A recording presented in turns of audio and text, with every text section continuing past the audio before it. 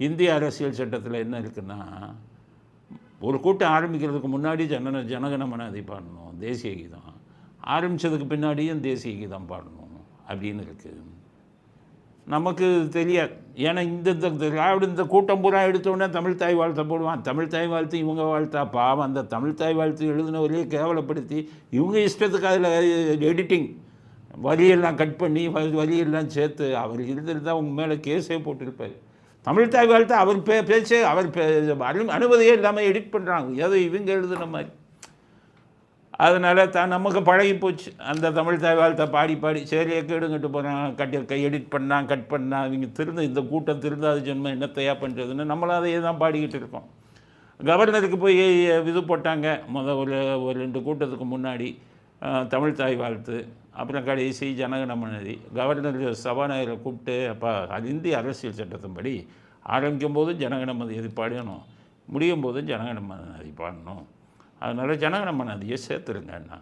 அப்புறம் okay sir அப்படின்னா governor வந்தார், தமிழ் தாய் வாழ்த்தை போட்டு ஆரம்பிச்சுட்டாங்க.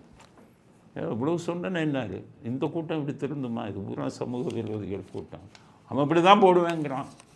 அப்போ இந்த தடவை பார்த்தாரு, சொல்லிட்டு வந்தார், நான் வர்றதுனா முதல் கண்டிஷன் தமிழ் தாய் வாழ்த்தை ஃபஸ்ட்டு போடு, அடுத்து ஜனகணமனதியை போட்டுரு, அது இந்திய அரசியல் சட்டத்துக்குன்னு சொன்னார்.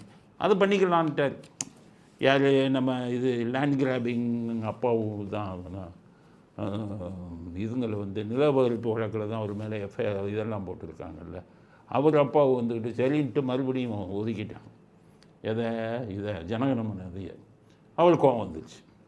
சரி, நான் அதையும் அடைக்கிட்ட அவர் பேச ஆரம்பித்தா மைக் ஆஃப் பண்ணிக்கிட்டே இருக்காங்க. அவர் சொல்ல, நான் பேசுகிறேன், மைக் ஆஃப் பண்ணுறாங்க. இது கருணாநிதி டெக்னிக்.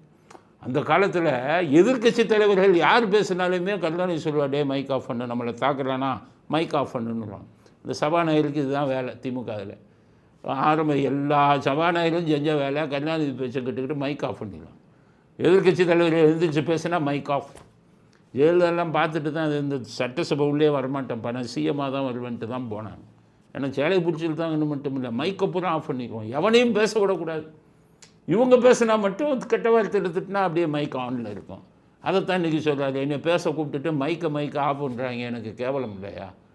அது எனக்கு மனசை புண்படுத்துச்சு அப்படின்னா அதையும் சொல்கிறாரு.